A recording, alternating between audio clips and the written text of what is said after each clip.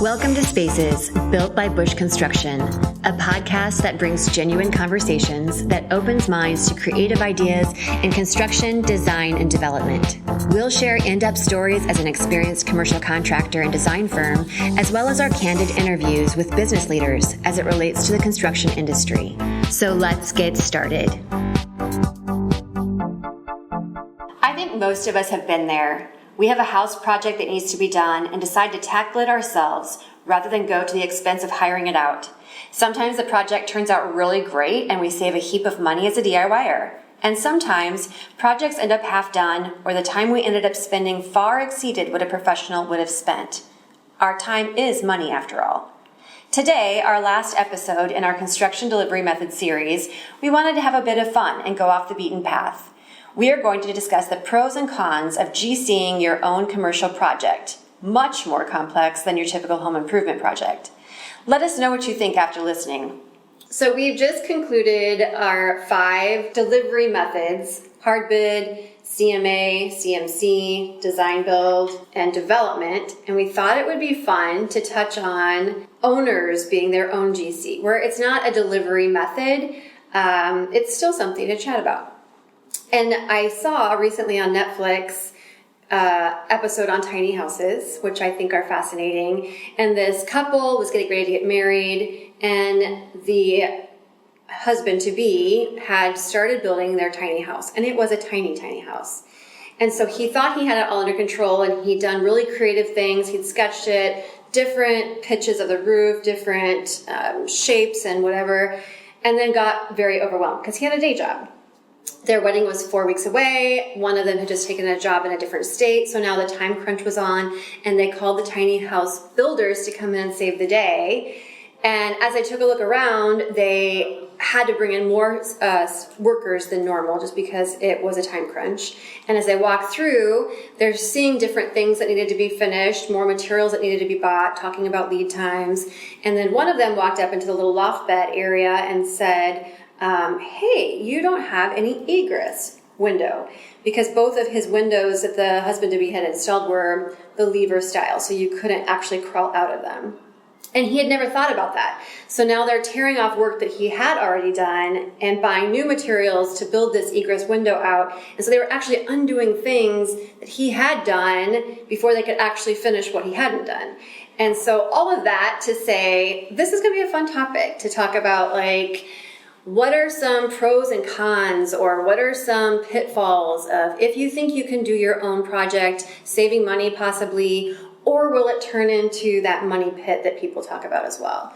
So if we were to say this was a delivery method, AJ, what would be some pros and cons? Amy, I love that example of the tiny house and the husband and wife to be. And, maybe the underlying theme here is to save your marriage, hire a GC. Yes. And that not everybody has HGTV to save them. Yes, absolutely. Yeah, we don't deal with HGTV as a savior in our business very often. But anyway, so let's talk about some pros and cons. Again, we all recognize this is not a formal delivery method. No one recognizes it as such, but it is a delivery method that has been used. So let's talk about the pros and cons. The pros, you know what? This is great for people that want to control every aspect of their construction and maybe design project. Maybe they find it really hard to trust that other people are going to perform it and do it to their very, very high expectations. Well, I'll tell you, if that's you as a potential building owner and owner as a GC, I'm guessing most general contractors would say, great, go ahead and manage that on your own, because no GC wants to get in the middle of an owner who has, shall we say, higher than industry standard expectations. And the GC's got to play the middleman between the owner and the subcontractor, trade contractor, who understands how it should be done, and it's done across the country in this way. GCs don't want to get caught up in that relationship. So as an example, when does this make sense? When an owner's got very high expectations and they want to be the line of communication with every trade contractor on site regarding what their expectations are. Most GCs wouldn't want to be involved in that. Another pro is that it could save money. So you pay a GC to manage the work, a general contractor to manage the work. In the long term, it may cost more, as we've talked about in your example and some other examples we'll talk about in a second, but it may save money. In the long term, it may not. Some of the cons. It is very, very time consuming. For all of us in the business and not in the business who have tried to do this before, we've got horror stories upon horror stories of when you don't spend enough time managing the construction project, it doesn't go well. So it's very, very time consuming. That's one of the cons. Another one is it introduces stress and anxiety. So if this is not your day job, managing the construction process, and all of a sudden you've got a day job and you take on this as another side project, it can add a lot of stress and anxiety to your life. Another con, contractors have relationships with trade contractors, the plumbers, electricians that show up on site. When an owner acts as a GC, and maybe this is the only time they're going to renovate their building in the next 20 years, they have very, very little leverage over all the trade contractors that will be on site. And when a trade contractor doesn't show up, or wants to be unreasonable about expectations on compensation or whatever the case might be, an owner has very little recourse to say, hey, I've got these 3 projects down the road that I won't consider you for if you don't act a little bit more in line with what my expectations are. A GC has that. General contractor has those relationships. They're long-term, and the subcontractors will continue to come back to work for the GC because they know they've got more projects in the future, unlike an owner who does a renovation once in 20 years. And then probably the biggest con of owner acting as a GC is really, I would call it, you don't know what you don't know. And this is a whole lot of different things, a handful that come to mind right away. You know what? Who does the control wiring for your HVAC units? Is it the electrician? Or is it the HVAC contractor? Maybe you don't even know that you need to ask that question. Or how about permitting and planning and zoning meetings and presentation to city councils on your project? There's some politics involved there, but maybe that's something you didn't think about when considering your project. Or how about material storage? You want to renovate your space and you've got some doors you want to save. Where do you save them? Do you have space? Is it conditioned? Is it going to be saved in a space that's not going to be by all the trade contractors that are rubbing against it with tool belts and hammers that scratch, and you actually have doors that are in worse shape at the end than you had removed? How about communication between subs? Again, it's very, very commonplace for a general contractor to manage communications. They know what to document, they know what's not necessary to document, but just knowing that you must communicate with subs. Maybe I assume as the owner, as playing GC, that the plumber and HVAC contractor are talking. And only upon the realization that they're not talking because they come to this issue in the field that they can't get past, do I realize they're not talking and I should have been involved in that conversation. Material orders, maybe I as the owner don't know that it takes 16 weeks to get windows. And if I order them 2 weeks in advance of them being needed on site, I may have some holes in my building where I'm spending more money putting plywood up to keep weather out because I didn't realize the material lead time. And then finally, inspections. Dealing with the city, knowing that you've got a cover-up inspection of all the mechanical, electrical, plumbing systems before the drywall gets installed, or the final inspections, managing the walkthrough with the inspectors. Those are all things that an owner who doesn't typically do this, they may not know what they don't know. That was really good, AJ. I appreciated how you did the pros and cons because this does make it feel a little like a delivery method. And while you were talking, I wanted to refer back to my tiny house binge watching that I did because you mentioned zoning. Like that's something that if I had a piece of property and had a business plan and I'm going to GC my own building, I would never really think about that. One of the other episodes, they were putting a tiny house in their backyard and they were going to use their house for a different purpose. And then at the end of the episode, they had to say, this is on pause because they're dealing with community and neighborhood and zoning, to where they went through the whole process. Their tiny house is built and they can't go forward with what their idea was. So just stuff like that I guess not even part of actually the construction, but just the process that construction managers help or GCs will help an owner with. And then the other thing I wanted to touch on too was you said if you are really good, high expectations, you practically just don't have another job, like this is all you're going to be doing. How many subs would an owner need to manage on a daily basis? You know, it depends on the project and the complexity of the project, the size of the project. I'd say on average, not less than 15 subcontractors on a call it a renovation or a new build. It's honestly more like 20 to 30 to 40 trade contractors, material suppliers that you'd have to deal with on every project. I want to add to the complexity of that with some stuff I looked up in preparing for this. if you're familiar with what an RFI is, it stands for Request for Information, and it's a formal request for clarification or any sort of information on something that may have been missed or may have changed or anything like that. So you talk about 15 subcontractors and X amount of suppliers. Each one of them is going to have specific questions. An average project, depending on sources, is anywhere between 10 and 20 RFIs per $1 million. It takes a lot of emails and questions and calls to even get to the level of documenting something for an RFI. A lot of time, a lot of stuff can be solved before. So quick math says, as owners of GC, if you're answering those 15 RFIs per million, plus or minus, there's probably 10, 20 or more emails that led to that RFI. So you're somewhere in the 150 to 200 questions on a project per $1 million that you have to have pretty quick answers to, because all of this has to fall into place pretty quick. So every one of those subcontractors on that project is going to be asking questions and be asking pretty detailed, complex questions. And they're going to be depending on you, since it's your building, to have this expert knowledge. Yep. Do we have any examples, like not wanting to peg any owner down per se, but any examples that would kind of help bring this story home? Besides my tiny house story. Sure. There's a couple examples. So as I think about when maybe it makes sense for an owner to act as their own GC. Let's say I'm in a 2,000 square foot building. I've got a EPDM roof. It's a flat roof. If I've got to have a new roof and there are no other contractors involved, that may be a time where I call up 3 roofing contractors, get 3 bids. The low roofing contractor does the work. Simple. But maybe I'm in a 30,000 square foot building and I've got rooftop units. So maybe I call 3 roofing contractors, they give me bids, I pick one, they start working, and then on Wednesday they call and say, okay, tomorrow I'm ready to have the rooftop units removed. Do you have your HVAC contractor lined up and a crane and maybe an electrician to disconnect the wiring and reconnect the wiring? And the owner of GC says, what? So really this goes to show that when there's more than one trade contractor or one trade involved, it really makes sense to involve a GC.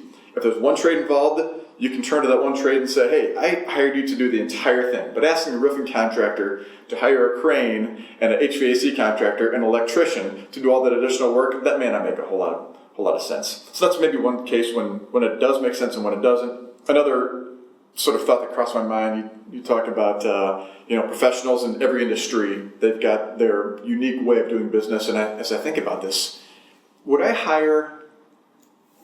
want to do an ACL surgery on one of my kids?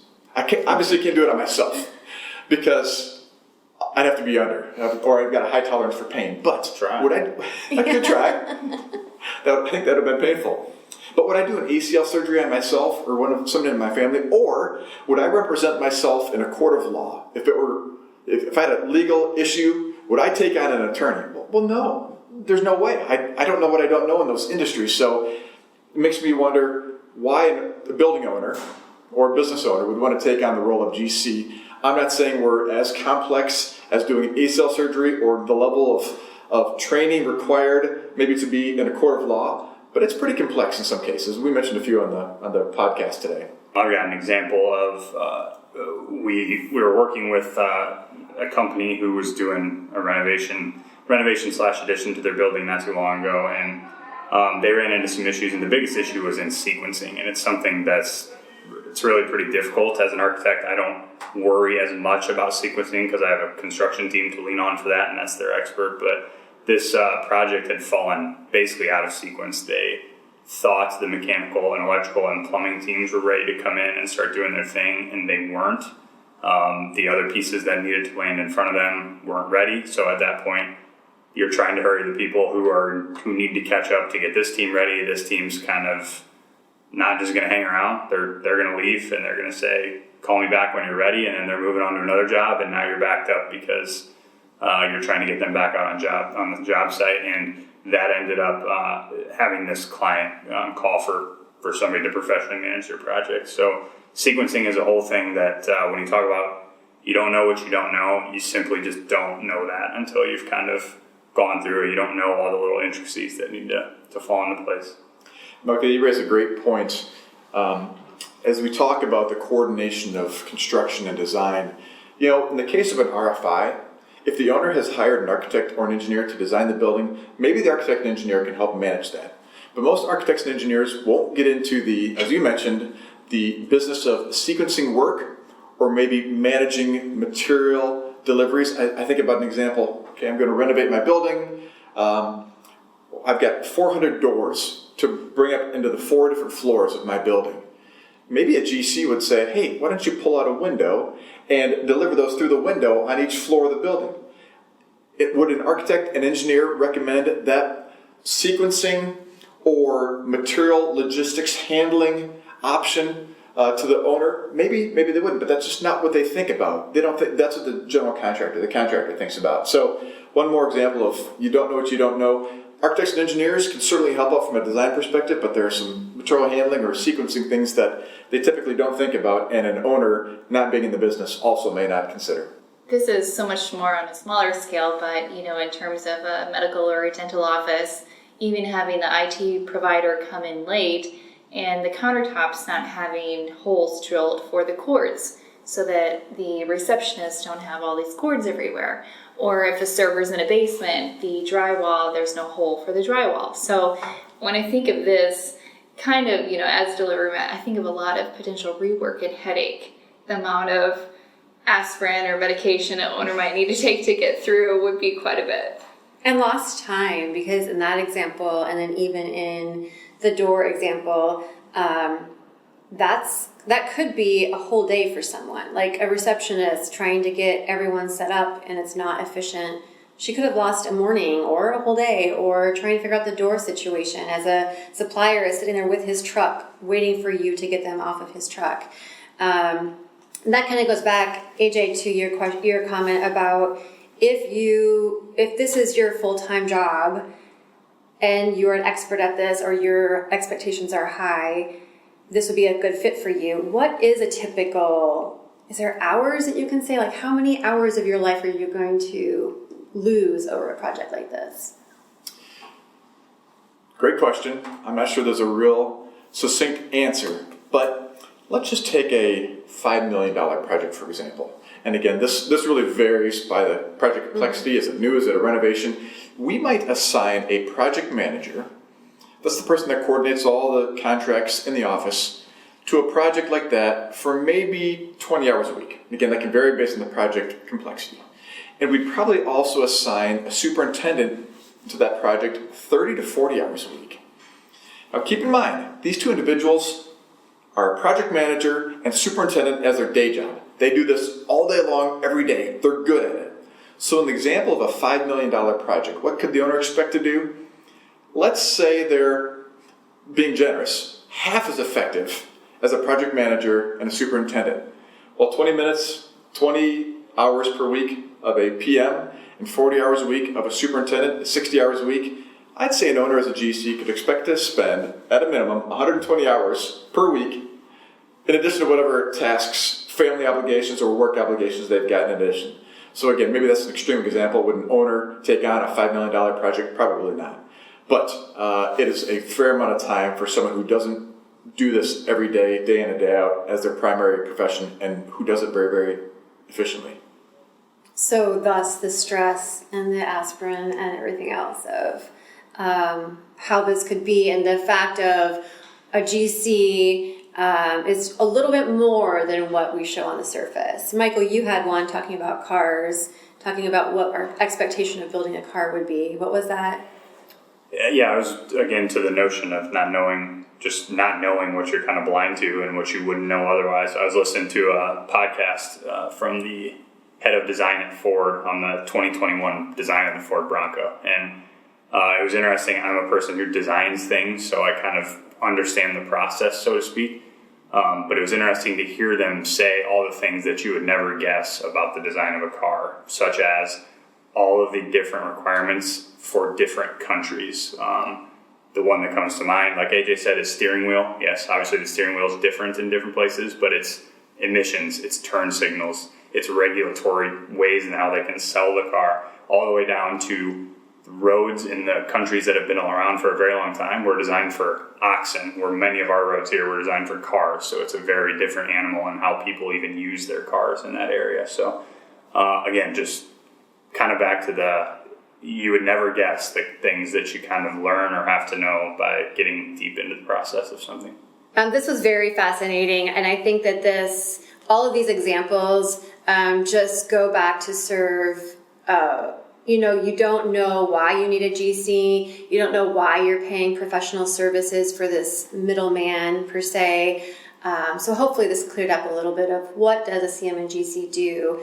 What do we take off the shoulders of an owner by turning the story around and saying, owner, if you were the GC, here's some of the things that you would have faced.